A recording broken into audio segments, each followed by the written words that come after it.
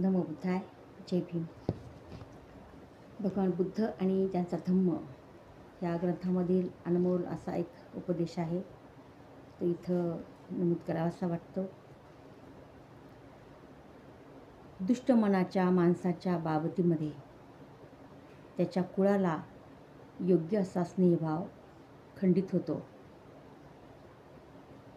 आणि विलयासाच जातो. पण फक्त चांगली माणसेच स्नेहशील कृत्यांची नवी परंपरा निर्माण करून पूर्वजांपासून चालत आलेल्या मैत्रीची वाढ करतात. आपल्या मित्रांचे दैव कितीही फिरले तरी त्यांच्याशी वागताना जे आपल्या वर्तनात बदल करीत नाहीत, त्यांनाच अंतःकरणातून खरे मित्र मानले पाहिजे. या जगामध्ये संपत्ती मिळवल्यानंतर आपले मित्र आणि धर्म यांच्यासाठीचा उपयोग जे करतात, त्यांच्या संपत्तीलाच खरे स्थैर्य प्राप्त होते आणि शेवटी जेव्हा ती नष्ट होते तेव्हा ती दुःख निर्माण करीत नाही.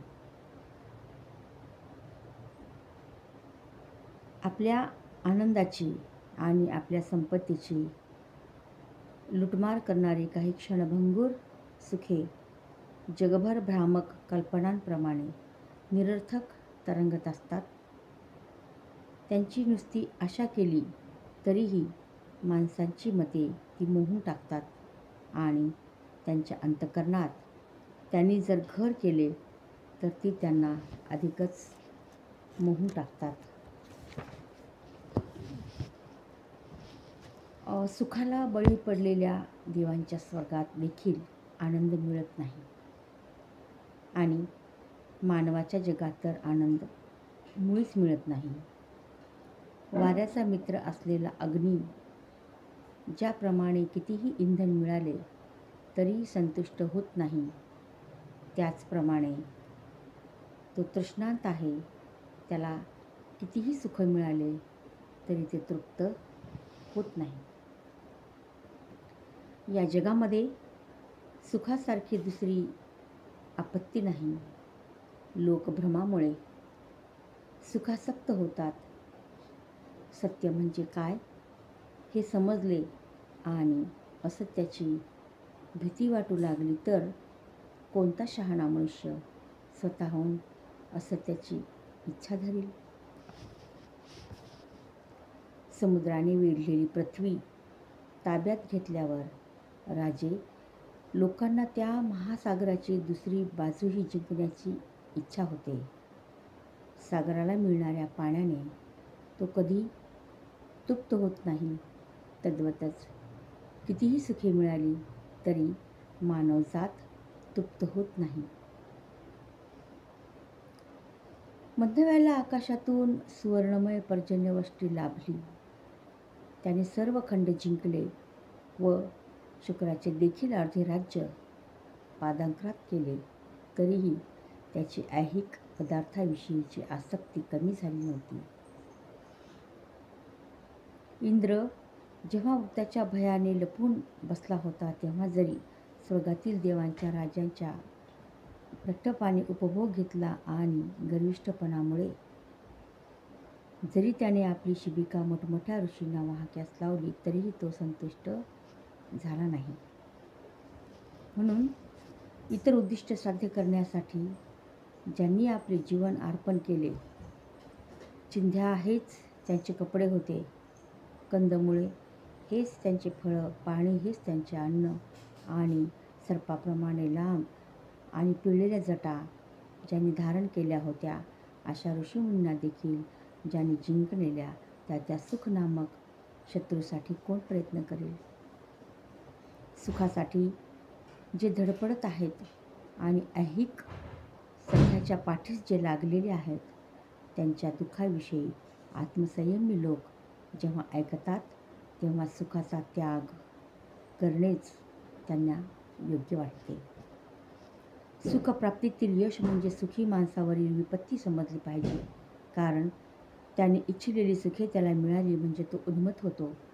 उन्मत्तपणामुळे जे करू नये ते तो करतो आणि जे करावे ते तो करीत नाही.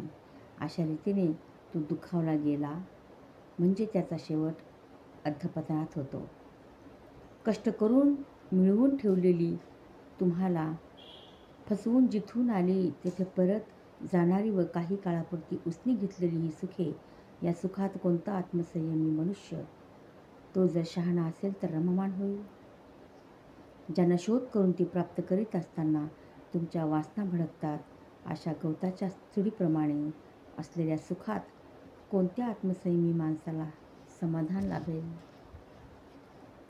जी सुखे दूर भिरकावून दिलेल्या मांसाच्या तुकड्याप्रमाणे आहेत आणि जी राजे लोकांकडून उपभोगिले गेल्यामुळे विपत्ती निर्माण करतात, अशा सुखात कोणत्या आत्मसंयमी माणसाला समाधान मिळेल? ज्या सुखात रममाण होणाऱ्या माणसावर अनेक बाजूंनी संकटे कोसळतात आणि वासनाप्रमाणे विनाशकारी आहेत, अशा या सुखात कोणत्या आत्मसंयमी माणसाला समाधान लाभेल? ज्यांच्या अंतःकरणाचा या सुखांशी चावा घेतला आहे, अशा आत्मसंयमी पुरुषांचाही नाश होतो. त्यांना आनंद मिळत नाही.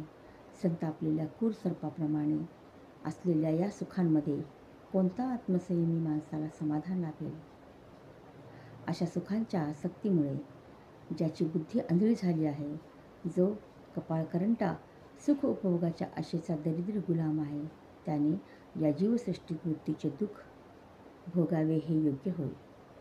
गाण्यावर लुब्ध होऊन हरिणी स्वतःचा नाश ओढून घेतात, तेजावर भाळून पतंग अग्नीत झेप घेतात, आमिषाला भुलून मासा लोखंडाचा गळ गिळतो, म्हणून ऐहिक सुखे अंती दुःख निर्माण करतात. सुखे म्हणजे उपभोग असे सर्वसाधारणपणे मानले जाते. कसोटीला लागल्यास त्यापैकी एकही उपभोगण्याच्या योग्यतेचे आहे असे आढळत नाही. सुंदर वस्त्रे आणि इतर सुखे म्हणजे पदार्थाचे केवळ सोबती आहेत. दुःखावरील उपाय एवढेच त्यांचे महत्त्व मानले पाहिजे. तहान भागवण्यासाठी पाण्याची आवश्यकता असते, त्याचप्रमाणे भूक शमवण्यासाठी अन्न पाहिजे असते. वारा, ऊन आणि पाऊस यांच्या निवारणासाठी वर हवे असेल ती आपली नग्नता झाकण्यासाठी आणि थंडी वाऱ्यापासून संरक्षण करण्यासाठी कपड्यांची आवश्यकता असते. त्याचप्रमाणे माणसाला झोपेची गुंगी चालविण्यासाठी बिछाना असतो. प्रवासाचा क्षीण येऊ नये म्हणून वाहन असते. उभे राहण्याचा त्रास होऊ नये म्हणून आसन असते. तसेच शरीराची शुद्धी, आरोग्य आणि शक्ती यासाठी स्नान ही सुद्धा साधन असते. म्हणून बाह्य वस्तू म्हणजे मानवाच्या दुःख निवारणाची साधने होत, ते आनंदाच्या उपभोगाचे मार्ग नव्हेत. केवळ प्रतिबंधक उपाय म्हणून ज्यांचा उपयोग केला जातो, अशा त्या बाह्य वस्तूपासून आपल्याला आनंदाचा उपभोग मिळतो, असे कोणता शहाणा मनुष्य मान्य करेल? तर हा जो उपदेश आहे, संदेश आहे, तो सिद्धार्थ गौतम बुद्धांनी जे सुखाबद्दल, माणूस कसा सुखाच्या आसक्तीकडे वळतो, ते वळू नये म्हणून इथं हा दिलेला त्यांनी हा संदेश आहे. आणि बुद्धाचा धम्म असाही सांगतो की या धम्मामध्ये 4 आर्य सत्य जरी असेल तरी हा जो धम्म आहे, जे तत्वज्ञान आहे, ते निराशवादी नसून आशावादी तर निश्चितच आहे. पण माणूस सुखाच्या मागे जास्त धावपळ करतो, आसक्ती निर्माण करतो, म्हणून ह्याबद्दल सुखाची जी काही गोष्टी आहेत त्या इथं त्यांनी स्पष्ट केलेल्या आहेत. याचाही आपण विचार केला पाहिजे. नमो बुद्धाय. जय.